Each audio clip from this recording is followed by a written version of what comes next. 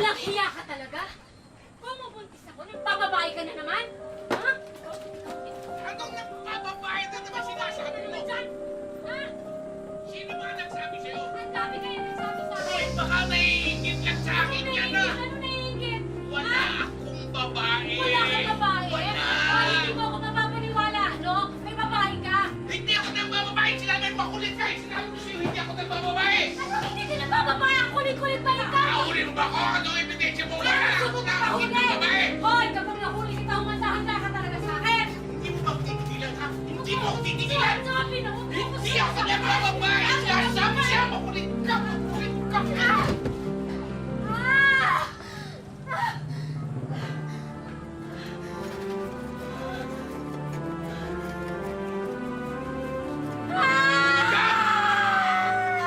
Yan! Ano mo ba? Dali na, masundan lang natin mo!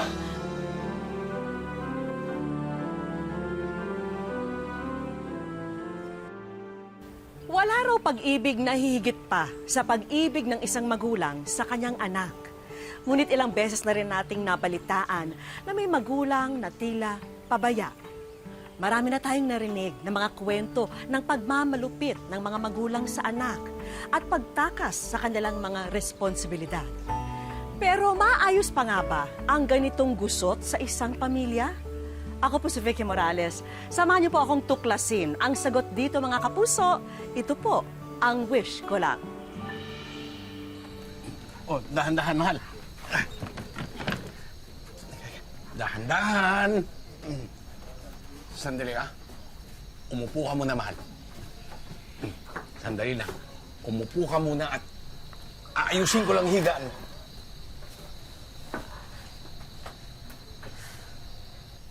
Anak, may problema ka ba? Kanina ko pa kasi nakikita ng lilisik yung butas ng ilong mo eh. Kasi naman, Nay, bakit hindi niyo sinabi na sinaktan kayo ni tatay kaya kayo nakunan? Anak, aksidente lang naman yung nangyari. Tinan mo. Asikaso niya. Aksidente? Nay, alam niyang buntis kayo pero tinulak ka pa rin niya. Tsaka, mabait lang yan ngayon kasi natatakot na baka isumbong natin yung ginawa niya. Shh! Kapag nakamantig ka. Ayaw. Okay. Nay, hayaan. Ano, kalimutan na lang natin, gano'n? Nay, namatayan ka ng anak. Namatayan ako ng kapatid. Kaya niyo bang kalimutan lang yun?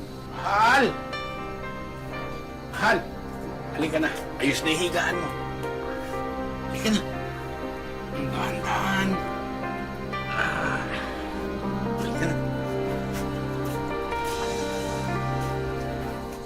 Sabi mo hindi ka na maglalasing. Sabi mo magbabago ka na. Hindi ako lasing. Nakainom lang. Kung alam ko lang na ganito ang mangyayari, ipinakulong ka na lang sana. Pwede gawin mo. Tignan ko lang kung mabuhay kayong mag-ina pag wala ako.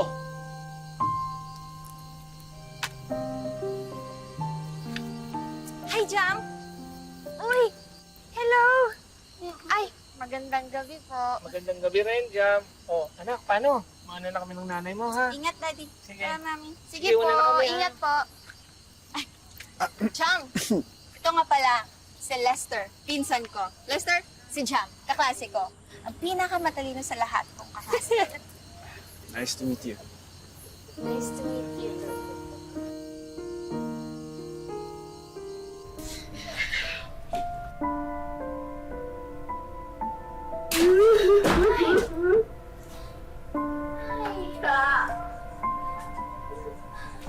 Ay, grabe na po. Ay, ipapapulis ko na sa ayaw at gusto ko. Wag mo pwede na tayo papunta na NP ko doon sa tita mo. Sige na.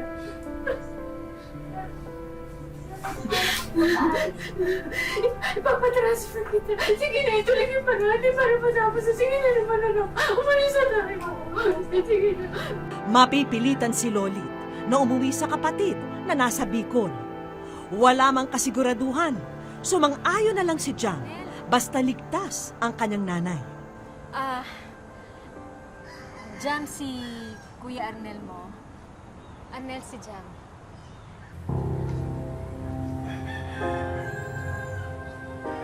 Tita! Lolit! Nandito na kayo! Kumusta ang biyahe? Okay naman. Si Jam na ba to? Ang laki na! Tawag ka ng Diyos. Tita, yung gamit ko. Oo, sige anak.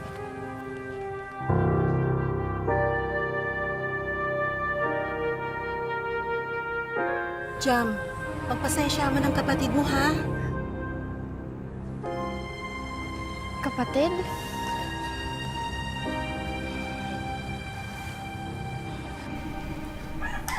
Anak, sorry ha. Matagal kong naitago na may kapatid ka. Nay, bakit po? Kasi anak ko siya sa pagkadalaga, yung kuya mo. Nung nandito ako sa Maynila, iniwan ko siya sa tita mo.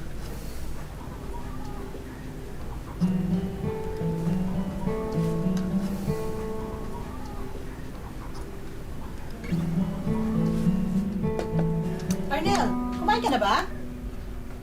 Kayo mag-ina. Una at huling beses niyo nakain na libre yan dito. Hindi ako naghahanap buhay para pakainin kayo. Kung gusto niyo kumain, maghanap kayo ng pagkakakitaan. Kung gusto niyo tumira dito, tutulong kayo sa mga gawaing bahay. Paliwanag? Anak, kami ng... Wag na wag mo tatawaging anak, ha?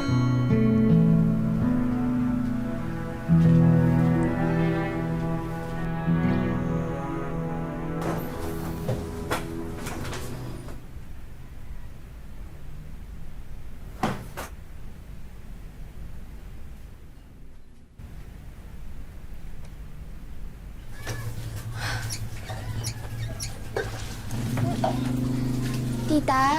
Oh. Saan po tayo nag-iigib? Ubus na po kasi yung tubig eh. Ubus na? Ay, Arnel! Bakit mo inubos yung tubig sa loob? Puno yun kanina. Kung gusto niyo ng tubig, mag-igib sila.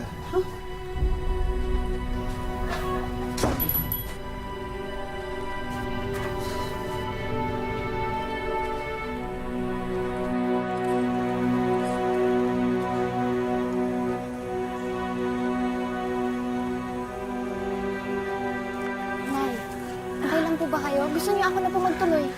Okay lang. Sigurado po kayo?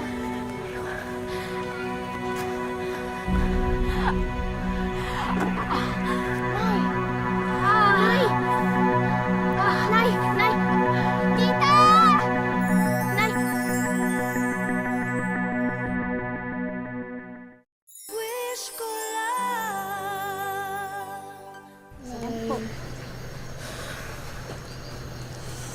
Sabi ni Manay, mukhang may komplikasyon daw ang pagkakalaglag ng bata dati.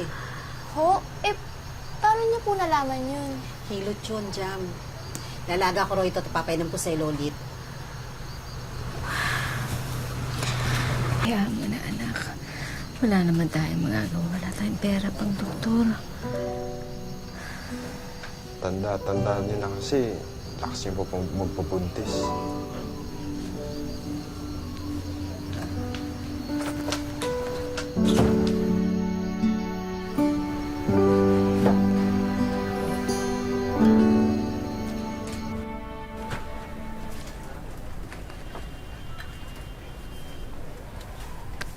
Biruin mo, mahusay ka pala mag-ayos ng mga sapatos.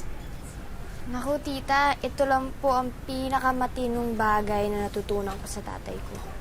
Sana nga po, pakinabangan ko ngayon. Yung nga pala mga labahin nyo, akin na. Maglalaba ako ngayon eh. Ay, hindi na po, ako na lang po. Habang may sakit na po si nanay, ako po muna gagawa ng mga gawain bahay. Ganun ba? O sige.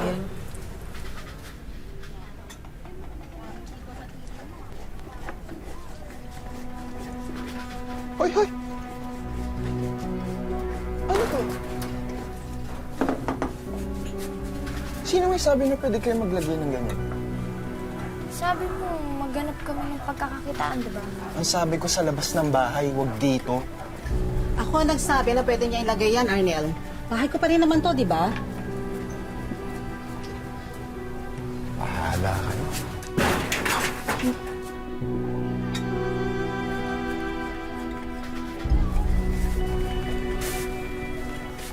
Tita, salamat po ah.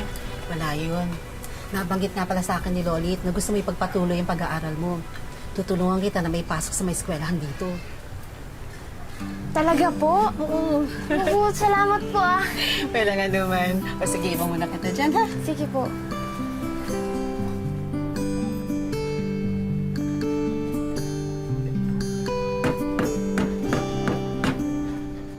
Ikaw talaga mag-ayos ng mga sapatos ngayon? Oo naman. Nasa Nueva Ecija pa lang ako. Ginagawa ko na to eh. Bilib na ako sa'yo, Ne. Ang sipag mo. Matalino pa. Ikaw na naman daw high sa exam eh.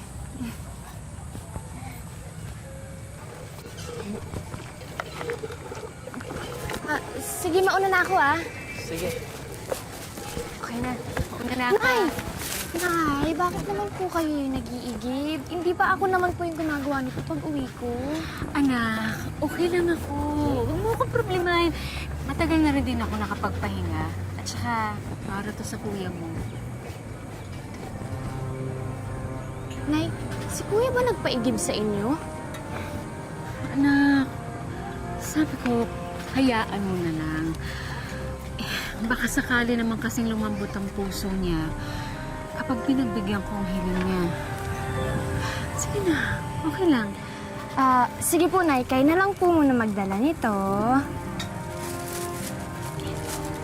Kasi ako na po magdadala nito. Okay po? Okay ka lang? Opo.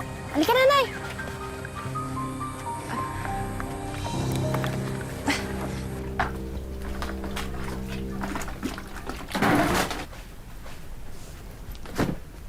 Sumusobra ka na, ah! Ano ka mo? Sumusobra ka na! Alam kong may karapatan ka magalit kay nanay dahil iniwang ka niya. Pero hindi ibig sabihin nun, may karapatan ka ng pahirapan siya. Wala kang alam sa hirap na pinagdaanan ko. Kaya wag mo pagsasabihan ng ganyan. Kung wala akong alam, pues ipaalam mo sa akin. Alam mo ba yung pakiramdam na tinutukso dahil wala kang nanay? Dahil anak ka sa pagkadalaga, alam mo ba yung pakiramdam na parang tinapon ka na parang basura?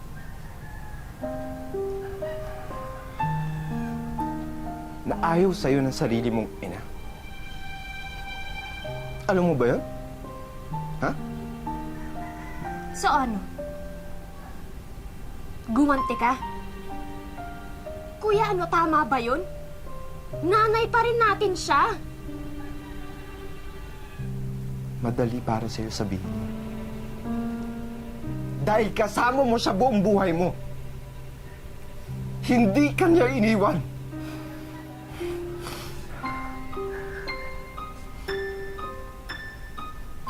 Ikaw yung pinili niya. Hindi ako. Kuya, hindi nga ako ang iniwan ni nanay. Pero walang madali sa buhay ko. Kaya nga kami umalis sa amin, di ba? Kasi hindi na namin matiis yung buhay namin doon. Pero ni minsan, kahit minsan, hindi ko naisip na saktan si nanay. Kasi kahit ano pang gawin niya, kahit ano pang sabihin niya, nanay ko pa rin siya. Paala.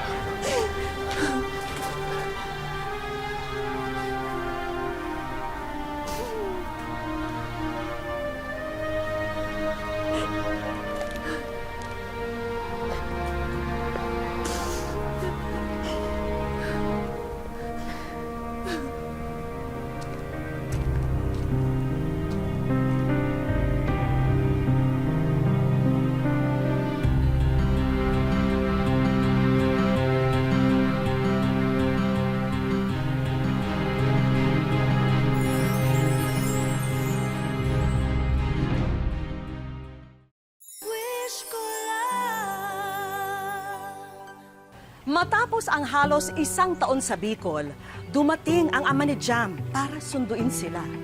Ano kaya ang pipiliin nilang mag-ina? Ang pagpapahirap ng kuya o ang buhay na nilayasan nila? Lolit, Jam, patawarin niyo sana ako.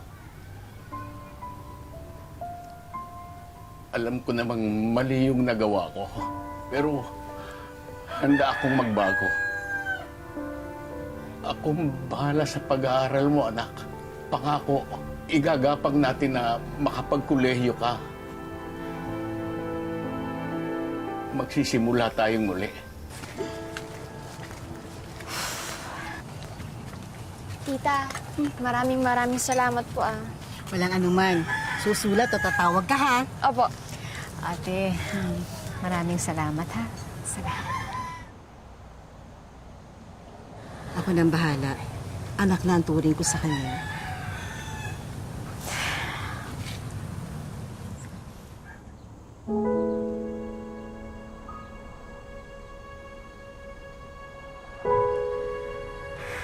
Anak? Aalis na kami.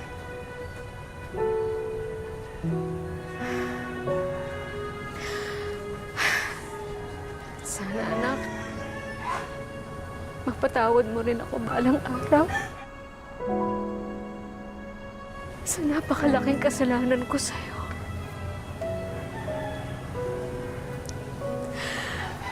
Kung pwede ko lang bawiin ang lahat gagawin ko. Pero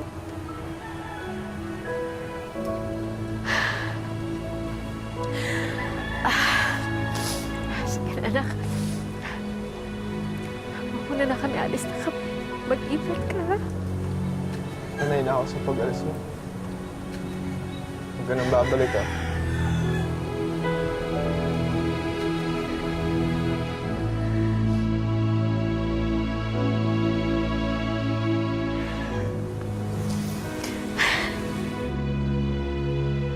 Salamat. Ingat kayo ha. Sige po. Alis na kami.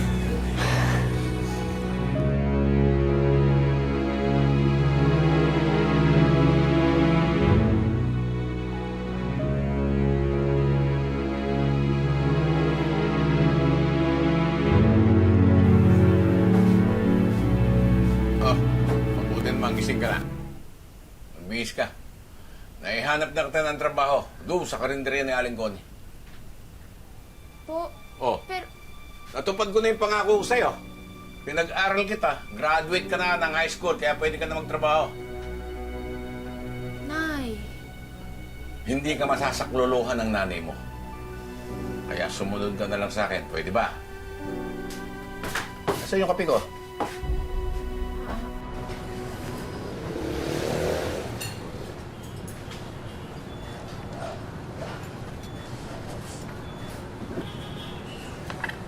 Balita ko, matalino daw at maganda yung bagong servidora dito. Lester! Uy, kamusta ka na? Okay lang. Balita ko, tapos ka na ng high school, ah. Malungkot ka. Kasi feeling ko hanggang doon na lang ako eh.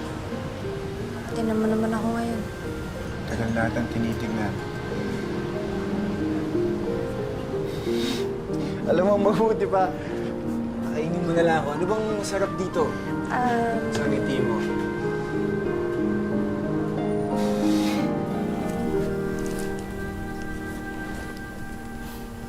Yan po yung ipon ko ngayong linggo. Itago niyo po muna yan. Pang-college ko po yan. Iaahon ko tayo sa buhay na to, Nay. Pasok na po ako. Sige na, baka malate ka. Sige po. Ingat ha. Apo. Malis na ba yung anak mo? Umalis na. Net. Pinagtataguan niyo na ako ng pera? Ha? Marunong na kayo magsinungaling sa akin? Hindi. Hindi kami nagsisinungaling. Ipon mo ng anak mo. Pakinig ka sa akin, ha? Lahat ng ibibigay ng anak mo, kunin mo. Pero ipapasa mo sa akin, naiintindihan mo? Ibibigay mo sa akin. Naiintindihan ba? Ha? Ano yan?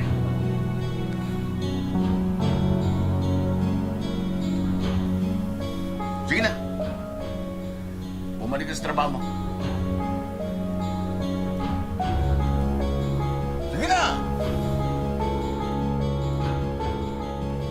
Magkano na po yung naiipon natin?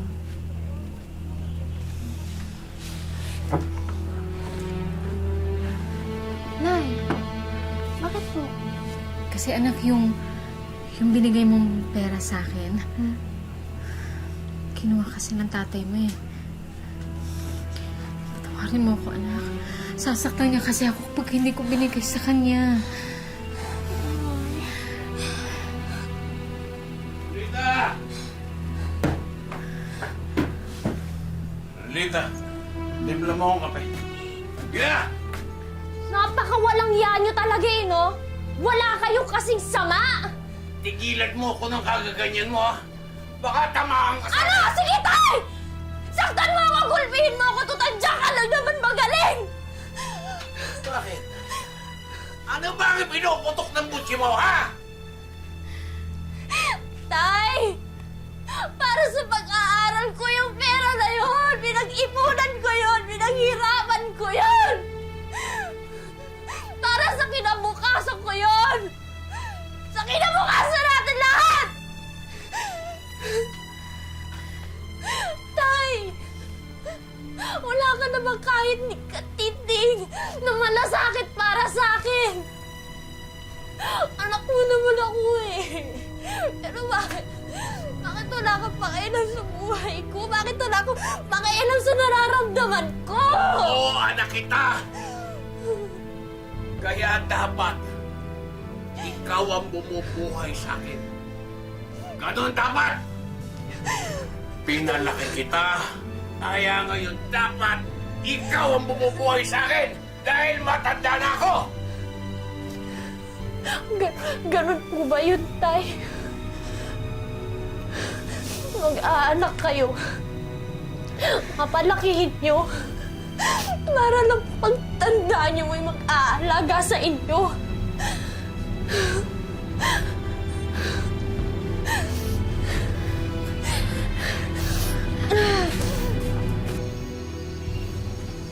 Anong oras ba dapat umuwi ang anak mo? na yun. Nagpaalam ba sa'yo? Ito naman eh. Oh, ayan na.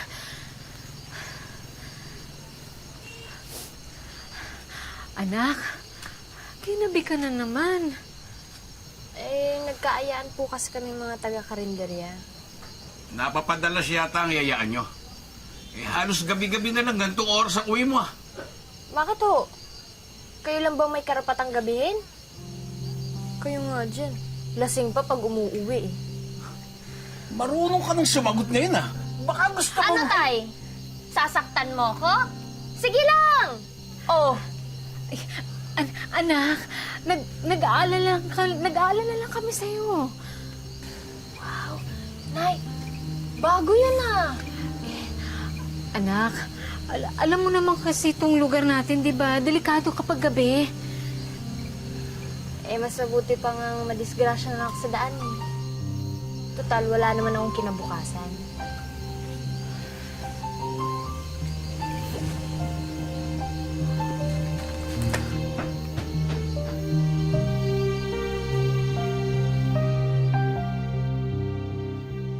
Dahil sa tampo ni Jam sa mga magulang, nabaling na ang atensyon sa kasintahang si Lester at nagbunga ang kanilang pagmamahalan. Hindi ko alam kung paano mo to nagawa, Jam. At hindi ko alam na kaya mo itong gawin. so nagagalit kayo dahil nabuntis ako? Wow, Tay! Ngayon ka pa talaga magiging responsableng magulang kung kailang huli na yung lahat. Ano po bang inaasahan nyo? Na magiging matino ako kahit impyerno yung buhay na binigay nyo sa akin? Anak, Kung nagkaganto man ang buhay ko, Pero isa lang ang ipapangako ko sa inyo. Hindi ko gagawin sa anak ko ang ginawa niyo sa akin. Mamahalin ko siya. Higit pa sa sarili ko.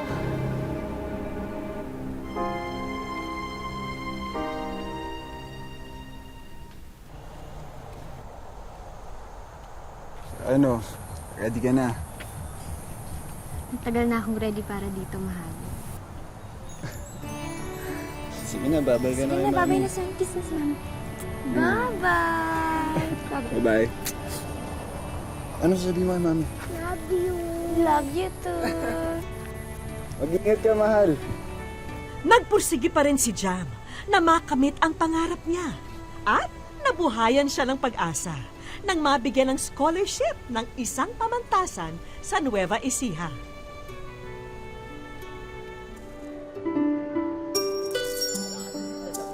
Dito sa Talavera, Nueva Ecija, ipinagpatuloy ni Jam ang kanyang buhay bilang isang estudyante. Kasalukuyan siyang first-year business administration student. Bagamat malayo sa kanyang mga magulang at bibilang pa ng 4 na taon para makuha ang inaasam na diploma, walang planong umatras si Jam sa mga kakaharapin niya sa buhay.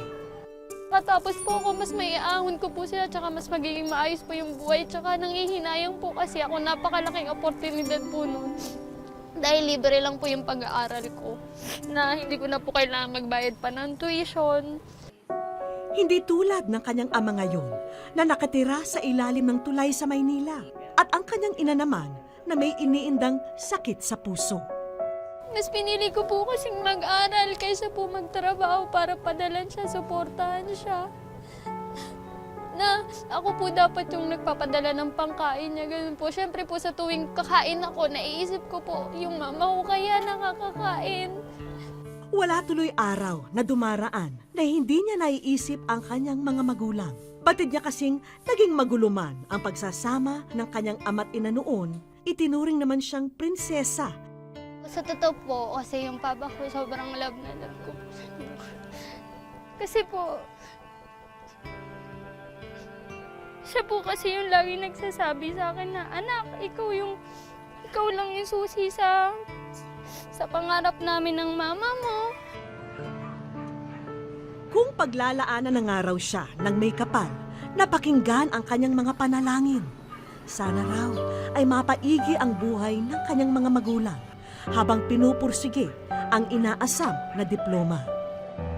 Pa, eto na ako, nag-aaral na ako. Tutuparin ko na yung mga pangarap natin. Ma, huwag kang susuko. Alam ko ako lang yung lakas niyo.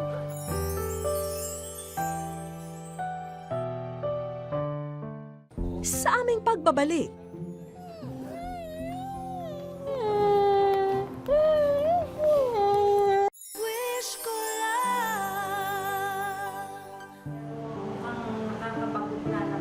Noong sumunod na araw, ipinatawag ng kanilang guro ang mga magulang ng kanilang seksyon. Ngayon, ang aking nakaharap, Isang pagpupulong kasi ang magaganap para sa anibersaryo ng kanilang paaralan. Science in Business Administration. Pero dahil nasa malayo ang mga magulang ni Jam, ang kanyang mag-ama ang kasama sa parent-teacher meeting. Jam, may humabol para sa parent-teacher meeting ngayong araw.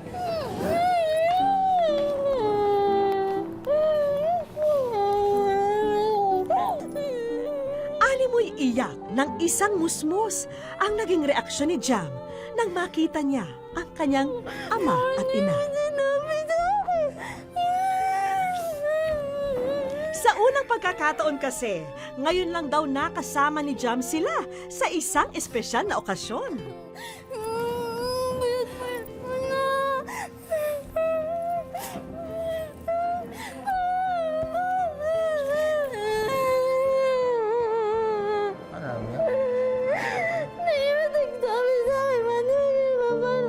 Malupit man ang ama noon ni Jam, eto siya ngayon at taus-pusong humihingi ng kapatawaran sa kanyang mag-ina.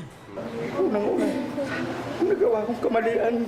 Dahil sa siguro kaiinom mo ng anak. Ngayon po, sa kasulungan, tinigil ko natin. Hindi nakakabuti sa aming pamilya.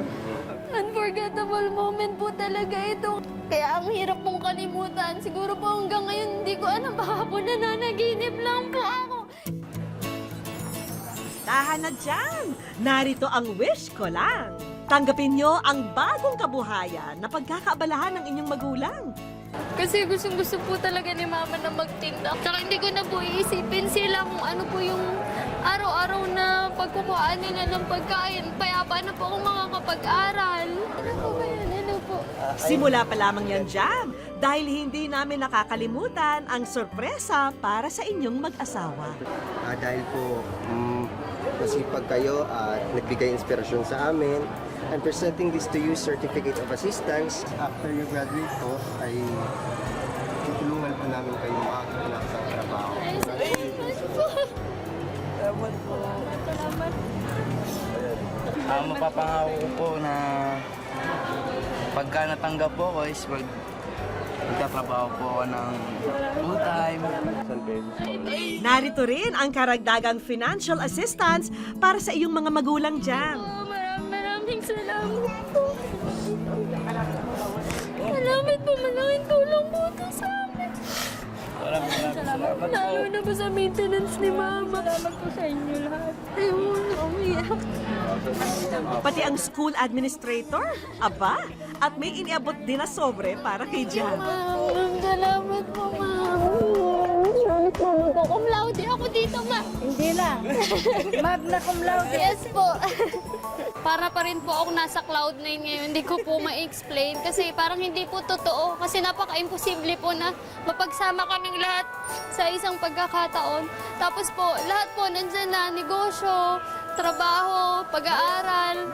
Salamat po. Hindi ko na po alam yung gagawin kong pasasalamat. Apaw-apaw po. Ang pagiging magulang, ang pinakamabigat na responsibilidad na maaring dalhin ng kahit sino sa atin. Dahil nakasalalay po sa ating mga anak ang kinabukasan nating lahat. Maraming salamat po mga kapuso. Ako po si Vicky Morales at ito po ang wish ko lang.